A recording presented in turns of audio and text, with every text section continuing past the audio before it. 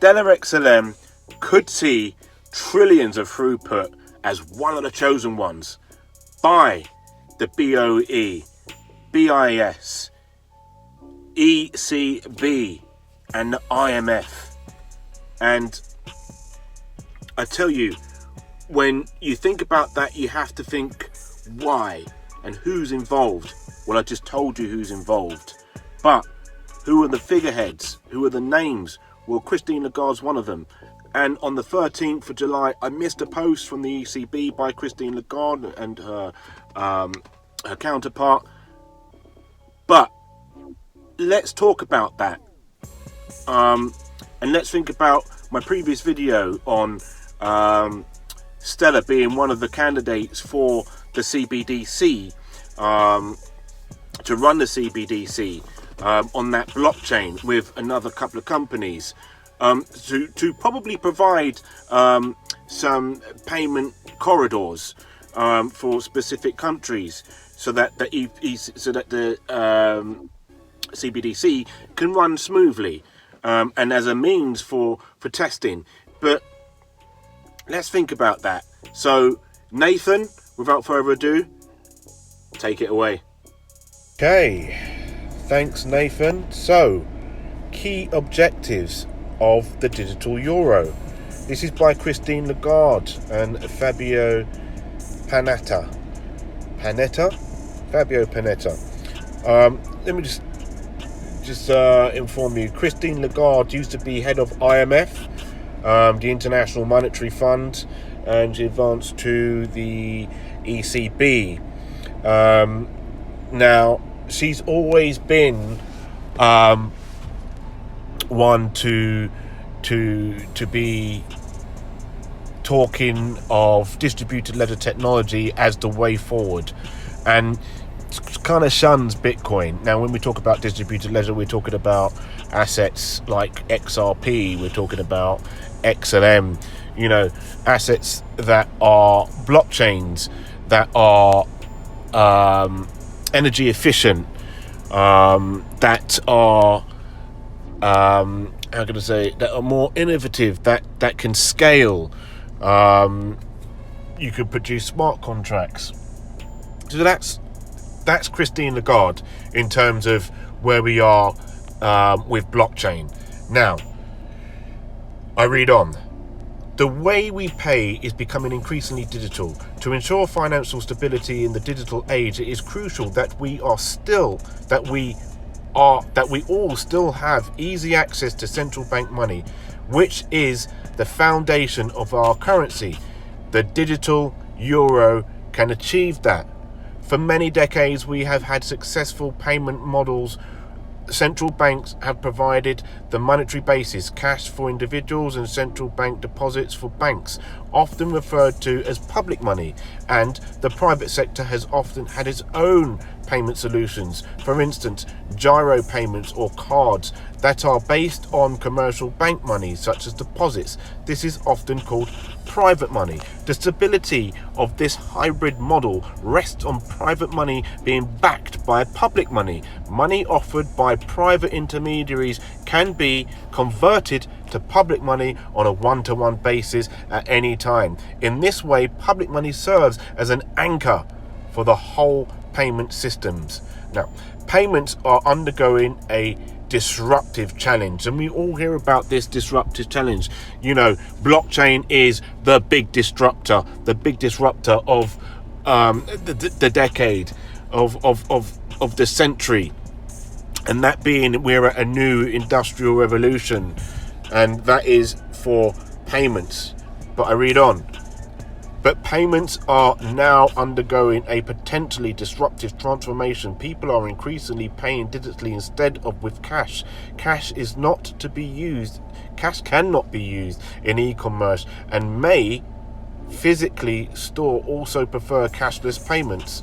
And many physical stores also prefer cashless payments. During the pandemic, online and cashless payments surged.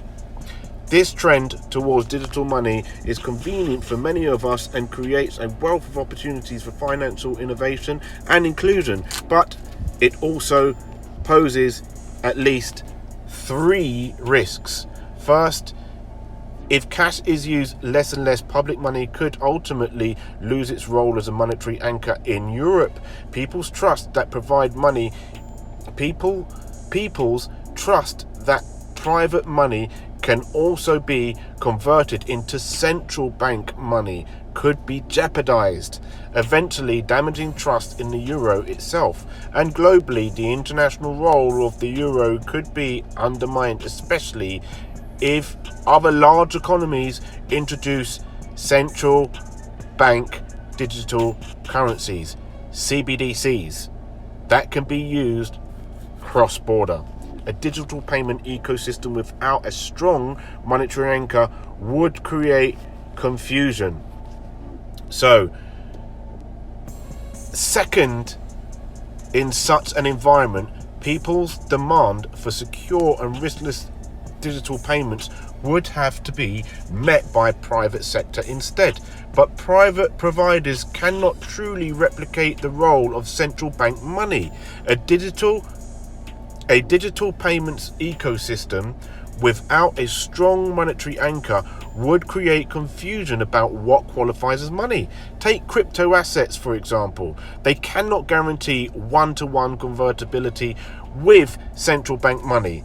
They are not an efficient means of payment, especially if their value is not backed by any asset. And in the case of stable coins, they are vulnerable to runs. Just like USD, right? When we saw Terra Luna's coin just lose its peg completely, we're actually seeing USDT losing its peg ever so slightly as well. And that means that you're not getting $1 for $1. Not really.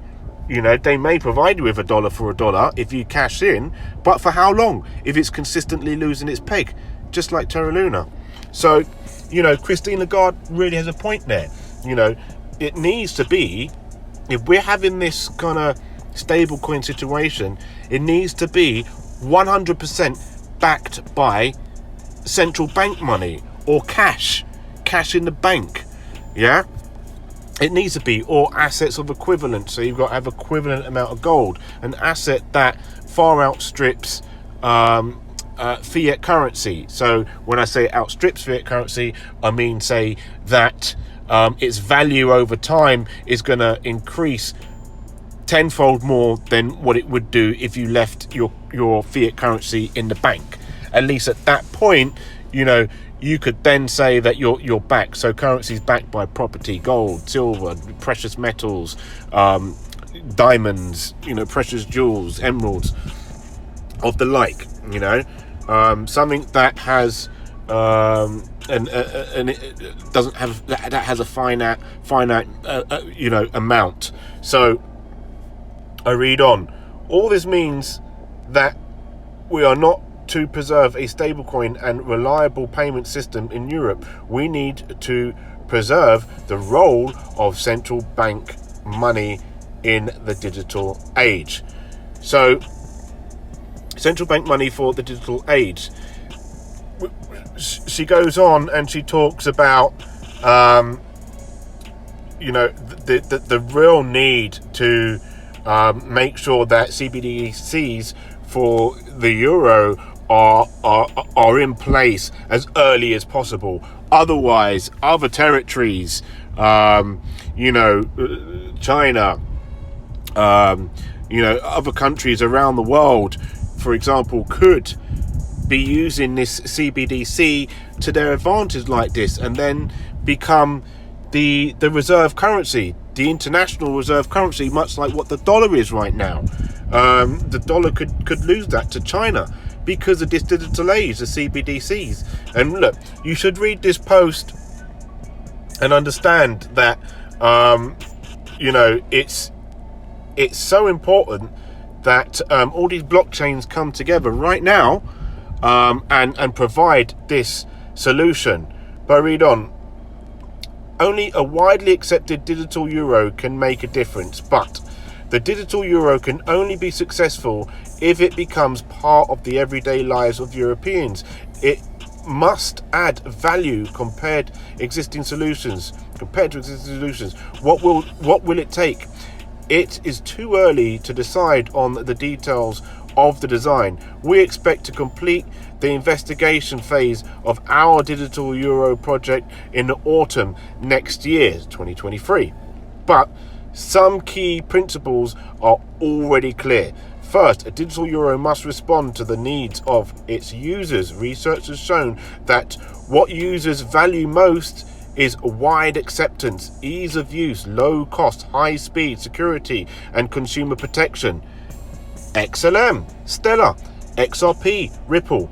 Meanwhile, merchants who also seek low costs and ease of use want the digital euro to be integrated with existing systems. And we're talking about interoperability. We're talking about interoperability with ISO 222, right? The new payment standard, messaging standard. And we have blockchains like Stellar, like Ripple, that are working with companies like IBM, are free to provide this. The solution, I read on. Third, the protection of privacy must be of the highest standard. People should be able to choose how much information they want to disclose, so long as they comply with prevailing laws. And we look at that and we talk about what could provide that privacy. And we looked at, Hyperledger with IBM. There's so many routes and avenues that can provide that privacy with the blockchains thus mentioned. There are also pitfalls to be aware of. The digital euro is intended as a means of payment, not as a form of investment. Otherwise, too many commercial bank deposits could be moved to a central bank, a scenario which would make it more difficult for banks to lend to consumers and companies, and which could even generate tensions in the banking system during times of financial stress. Even though the take-up of a digital euro is likely to be gradual, safeguards should be provided from the outset. The public sector and central banks in particular are responsible for preserving the integrity of the monetary and payments system in the interest of its citizens. A digital euro is carefully designed and introduced could play a decisive and beneficial role in the system endeavor, serving as a public good for the transition of our society and economy into the digital age. Nathan, let me know what you think of that. Take that away, please.